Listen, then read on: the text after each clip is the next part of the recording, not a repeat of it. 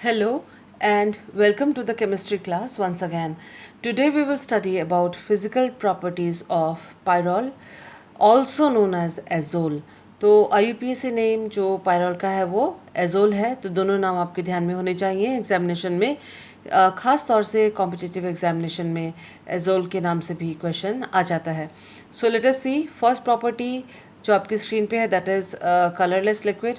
Pyrrole is a colourless liquid, रंगहीन द्रव है जिसका मेल्टिंग पॉइंट -23 डिग्री सेंटीग्रेड है। बॉइलिंग पॉइंट जो है पायरॉल का वो है 131 डिग्री सेंटीग्रेड, जबकि बॉइलिंग पॉइंट फ्यूरेन का 32 और थायोफिन का 84 डिग्री सेंटीग्रेड है। तो इसका कारण है इंटर मॉलिक्यूलर हाइड्रोजन बॉन्डिंग, दो मॉलिक्यूल्स के बीच में हाइड्रोजन बॉन्ड बन रहा है। और जब बॉयल करते हैं यानी लिक्विड से उसको वेपर में चेंज करते हैं तो ये हाइड्रोजन बॉन्ड्स जो आपस में पैरेलल मॉलिक्यूल्स को बॉन्डेड रखे हुए हैं, उन हाइड्रोजन बॉन्ड्स को ब्रेक करने के लिए, इनको तोड़ने के लिए एक्स्ट्रा एनर्जी की ज़रूरत होती है, जो कि इसी वजह से एक्स्ट्रा हीट की ज़रूरत है। और इसी वजह से जो बॉइलिंग पॉइंट है इसका काफ़ी फ्यूरेन और थायोफिन से हाई है। दूसरी बात यह है कि फ्यूरेन और थायोफिन में ऑक्सीजन के साथ, यहाँ सल्फ़र के साथ, यानी फ्यूरेन के ऑक्सीजन के साथ और थायोफिन के सल्फ़र के साथ कोई हाइड्रोजन एडेड नहीं है। तो फ्यूरेन और थायोफिन जो है वो इंटरमॉलिक्यूलर हाइड्रोजन बॉन्ड बनाने के कैपेबल, सक्षम नहीं है। That is why boiling point of furan और thiophene is lower than the boiling point of pyrrole. या फिर आप ये भी कह सकते हैं कि इसी वजह से जो पायरॉल का बॉइलिंग पॉइंट है वो फ्यूरेन और थायोफिन से ज़्यादा है। इसके अलावा जो पायरॉल का ओडर है, उसकी जो स्मेल है वो है नटी ओडर, यानी अखरोट जैसी इसकी स्मेल होती है। यहाँ देखिए जो ये फ्यूरेन है, पायरॉल है, वो स्पैरिंगली सॉल्युबल इन वाटर है, यानी जल में आसानी से नहीं घुलता है। और soluble in ethanol and ether, ether और इथेनॉल में आसानी से घुल जाता है। It gets oxidised in air, हवा में खुला छोड़ देने पर ये ऑक्सीडाइज हो जाता है और गहरे रंग का रेजिन जैसा प्रोडक्ट, उत्पाद ये प्रदान करता है। टेस्ट ऑफ पायरॉल, पायरॉल का टेस्ट जो है वो देख लीजिए। पाइन स्प्लिंट यानी चीड़ की लकड़ी प्लस HCl, वो HCl में डूबी हुई हो, और उस चीड़ की लकड़ी को जो HCl में डूबी हुई है, डुबाली गई थी, डुबाली जाती है पहले, और उसके बाद उसको डिप करते हैं, डुबोते हैं हम पायरॉल में। पायरॉल में डुबोने के बाद फायरी रेड कलर, आग जैसा लाल रंग उस लकड़ी का हो जाता है। इसीलिए इसका पायरॉल का नाम पायरॉल है, क्योंकि ग्रीक में पायरोस का मतलब है फायरी रेड, आग जैसा लाल, और लैटिन में ओलियम, दैट इज़ ऑयल। तो आग जैसे लाल रंग की वजह से इस कंपाउंड का नाम पड़ा पायरॉल। स्पेक्ट्रल प्रॉपर्टीज़ देखिए, क्योंकि हम NMR भी पढ़ रहे हैं और हमारे कोर्स में NMR भी है, इसीलिए स्पेक्ट्रल प्रॉपर्टीज़ का पता होना भी हमें ज़रूरी है। यहाँ पर NMR में जब हम पायरॉल का NMR देखते हैं तो 7.8 डेल पर ppm या डेल पर NH, नाइट्रोजन हाइड्रोजन का जो सिग्नल है वो आता है, या फिर जो रिंग जो हाइड्रोजन एरोमेटिक हाइड्रोजन्स हैं उनका सिग्नल उस जगह पर आता है, इस रेंज में आता है।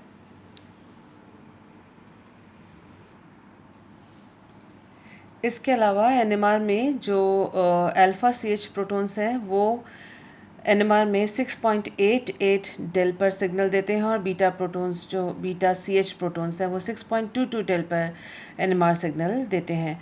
IR अगर हम देखें, जो IR हम सेकेंड ईयर में पढ़ चुके हैं, IR भी हमें इसकी मालूम होनी चाहिए। IR में NH वाइब्रेशंस जो हैं, जो शार्प आती हैं, वो 3500 से लेकर 3300 सेंटीमीटर इनवर्स पर आती हैं।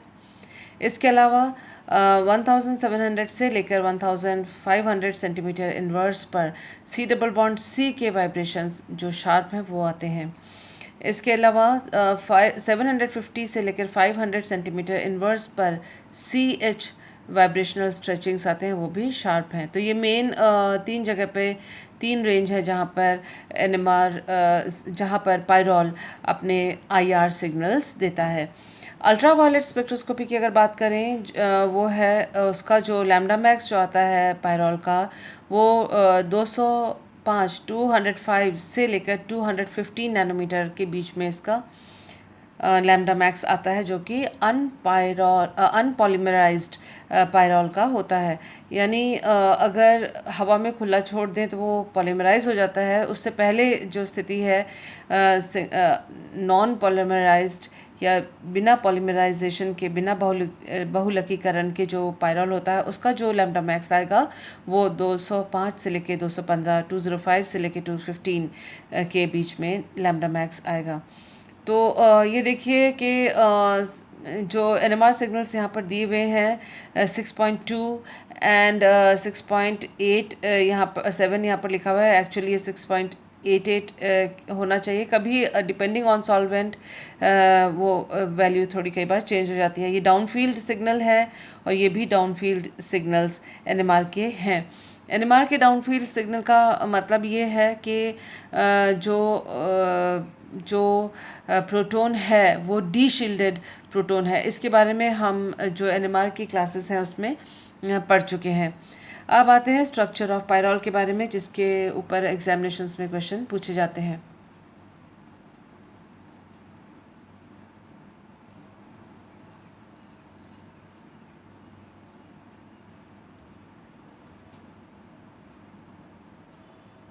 यह स्ट्रक्चर ऑफ पायरोल देखिए, पायरोल जो है वो फ्लैट या प्लानर रिंग स्ट्रक्चर है और इस रिंग के ऊपर और नीचे ये पी ऑर्बिटल्स होते हैं। सभी के सभी कार्बन और नाइट्रोजन sp2 हाइब्रिडाइज्ड हैं।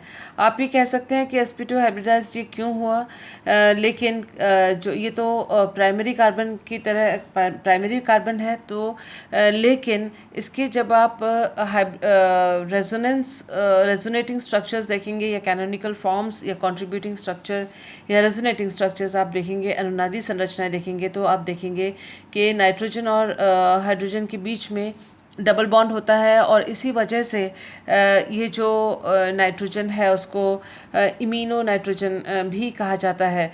और इसमें जो नाइट्रोजन के ऊपर जो लोन पेयर ऑफ इलेक्ट्रॉन है वह अनुनाद के द्वारा ये रिंग के ऊपर विस्थापित या डीलोकलाइज्ड होता है। आप देख सकते हैं कि ये जो संरचना बनाई हुई है इसमें ऊपर एक पाई इलेक्ट्रॉन का रिंग और नीचे एक पाई इलेक्ट्रॉन रिंग बनाया हुआ है। ये फ्लैट स्ट्रक्चर है और इसके ऊपर बेंजीन, जैसे बेंजीन फ्लैट या प्लानर स्ट्रक्चर होता है बेंजीन के रिंग का, उसी तरह से पायरोल के रिंग का भी प्लानर और फ्लैट स्ट्रक्चर होता है।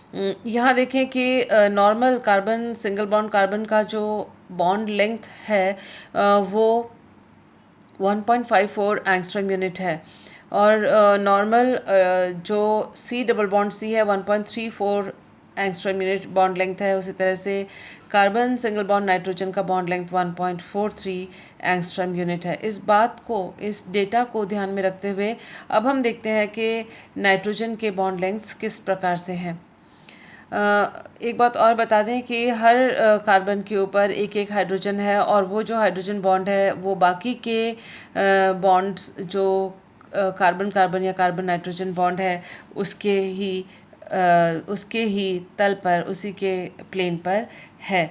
तो यहाँ देखें बॉन्ड लेंथ जो नाइट्रोजन और हाइड्रोजन का है 1.03 बॉन्ड लेंथ है और यहाँ देखिए वो जो कि नॉर्मल है। आप देखें नाइट्रोजन और कार्बन का जो बॉन्ड लेंथ है यहाँ पर 1.38 एंगस्ट्रॉम यूनिट है। तो नाइट्रोजन और कार्बन का बॉन्ड लेंथ कितना होना चाहिए था 1.43, वो 1.43 ना होकर उससे थोड़ा सा लेस 1.38 एंगस्ट्रॉम यूनिट है, जो कि इस बात को इंडिकेट करता है कि नाइट्रोजन और कार्बन के बीच में जो बॉन्ड है वो टोटली सिंगल बॉन्ड नहीं है, वो डबल बॉन्ड का थोड़ा सा उसमें प्रकृति या डबल बॉन्ड कैरेक्टर भी इसमें है। इसीलिए कार्बन नाइट्रोजन बॉन्ड लेंथ जो है वो normal carbon nitrogen bond length के जितना लंबा नहीं है।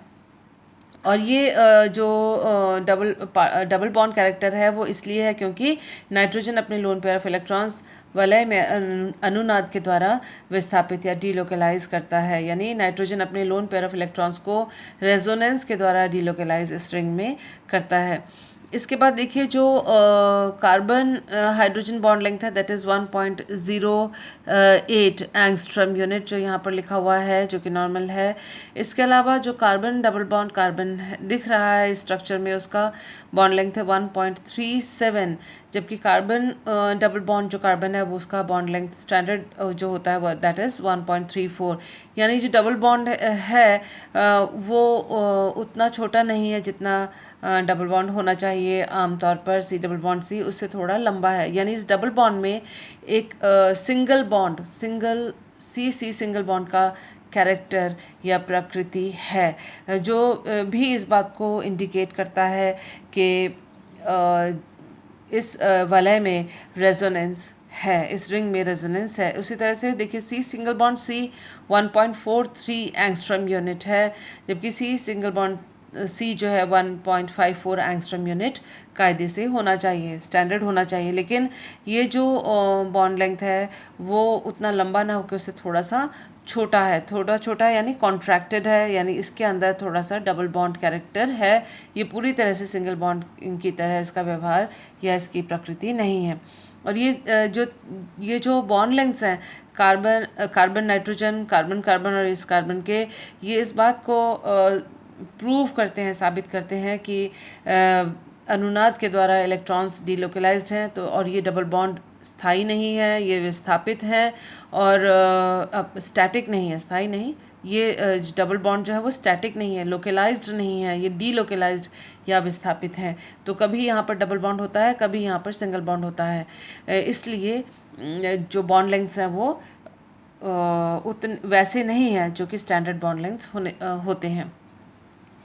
इसके अलावा आप देखिए डाइपोल मोमेंट जो है यहाँ पर प्लस नाइट्रोजन की तरफ है और नेगेटिव का जो निशान है वो रिंग की ओर है। उसका मतलब जो इलेक्ट्रॉन डेंसिटी है वो रिंग पे विस्थापित है अनुनाद के द्वारा। नाइट्रोजन के ऊपर प्लस चार्ज, आंशिक प्लस चार्ज या पार्शियल पॉजिटिव चार्ज रहता है और रिंग पे पार्शियल नेगेटिव चार्ज रहता है, इसीलिए ये डाइपोल आया है। अगर कोई अनुनाद के द्वारा इलेक्ट्रॉन्स का इस तरह से विस्थापन नहीं होता तो डाइपोल इस प्रकार से नहीं आता। अब डाइपोल का मान जो है, डाइपोल का वैल्यू जो है वो 1.55 से 2.15 डिबाई तक होता है and this value depends on the nature of the solvent विलायक किस प्रकार का है उसके ऊपर निर्भर करता है कि ये वैल्यू कितनी होगी। नेक्स्ट देखिए जो एक और प्रॉपर्टी देखनी है आपको वो है प्लस एम प्रभाव। मीसोमेरिक इफेक्ट के द्वारा देखिए यहाँ पर जो मीसोमेरिक इफेक्ट है नाइट्रोजन का वो प्लस एम प्रभाव है। प्लस एम प्रभाव का मतलब ये है कि जो नाइट्रोजन है वो अपने इलेक्ट्रॉन्स वलय को देता है, रिंग को देता है और अपने ऊपर उसके प्लस चार्ज आ जाता है, इसलिए प्लस एम प्रभाव कहा जाता है। यानी इलेक्ट्रॉन दाता एटम की तरह इसने यहाँ पर एक्ट किया या कार्य किया। इसके अलावा देखिए कि minus I effect that is प्रेरणिक प्रभाव जो है उसके द्वारा वलय से नाइट्रोजन अपनी ओर इलेक्ट्रॉन खींचता है, क्योंकि nitrogen is more electronegative than carbon atoms. तो कार्बन एटम से ज़्यादा इलेक्ट्रोनेगेटिव विद्युतऋणी होने के कारण ये माइनस आई प्रभाव के द्वारा इलेक्ट्रॉन्स अपनी ओर खींचता है। लेकिन ध्यान देने वाली बात ये है कि जो प्लस एम प्रभाव का जो एरो है, जो तीर का निशान है, वो मोटा बताया गया है और minus I minus I effect का जो तीर का निशान है, सिंबल है, वो पतला है। यहाँ प्लस आई इफेक्ट के द्वारा तीर का निशान का दिशा टुवर्ड्स द रिंग है, यानी इलेक्ट्रॉन जो है इस तीर के निशान के द्वारा रिंग की ओर विस्थापित हो रहे हैं, ये दिखा रहे हैं। यहाँ पर तीर के निशान के द्वारा ये दिखाया जा रहा है कि इलेक्ट्रॉन्स नाइट्रोजन की ओर आ रहे हैं। Electrons are displaced towards nitrogen by minus I effect, but plus M effect is more effective than minus I effect. Plus M effect जो है वो अधिक प्रभावशाली है माइनस आई इफेक्ट से, इसीलिए प्लस एम इफेक्ट का तीर का निशान मोटा है और माइनस आई इफेक्ट के तीर का निशान पतला है। Mesomeric effect is stronger than minus I effect, ये बात यहाँ बताई हुई है और तीर का निशान भी उसी तरह से दिखाया गया है। इसके अलावा जो बात शुरू में बतानी चाहिए थी लेकिन मैं आपको यहाँ बता देती हूँ, वो ये है कि pyrrole is an important heterocyclic compound. पहली बात है कि हम कोई टॉपिक पढ़ते हैं तो पढ़े ही क्यों, तो पायरॉल को क्यों पढ़ें, क्योंकि पायरॉल एक बहुत इम्पॉर्टेंट हेट्रोसाइक्लिक विषम चक्रीय यौगिक है और इसका जो नाभिक है यानी ये पायरॉल न्यूक्लियस, ये कई इम्पॉर्टेंट नेचुरल प्रोडक्ट्स प्राकृतिक उत्पादों में पाया जाता है। जैसे कि क्लोरोफिल में पायरॉल का न्यूक्लियस पाया जाता है, हीमिन में पायरॉल का न्यूक्लियस पाया जाता है। हीमिन आप जानते हैं हीमोग्लोबिन में, बिलिरुबिन बाइल पिगमेंट्स में भी ये पाया जाता है। एल्कोलाइड्स तरह के होते हैं उनमें पायरॉल का न्यूक्लियस पाया जाता है। इसके अलावा विटामिन B12 इत्यादि में पायरॉल का न्यूक्लियस पाया जाता है। इसीलिए पायरॉल एक इम्पॉर्टेंट कंपाउंड है और उसके बारे में हमें जानकारी होनी चाहिए, ताकि आगे से आगे अगर हम कुछ अपनी ज़िंदगी को बेहतर करना चाहते हैं या कुछ अच्छा प्रोडक्ट हमें जो पायरॉल की सहायता से प्राप्त हो सकते हैं उनका निर्माण करना चाहें, तो उसके पायरॉल के गुणों के बारे में हमें जानकारी होनी चाहिए। आई होप कि आपको फिजिकल प्रॉपर्टीज़ ऑफ पायरॉल और स्ट्रक्चर ऑफ पायरॉल समझ में आया होगा। नोट्स बना लें और इसके बावजूद भी अगर कोई प्रॉब्लम आती है तो मुझे आप पर्सनली कांटेक्ट करें व्हाट्सएप नंबर पे। Thank you for being with me. Bye.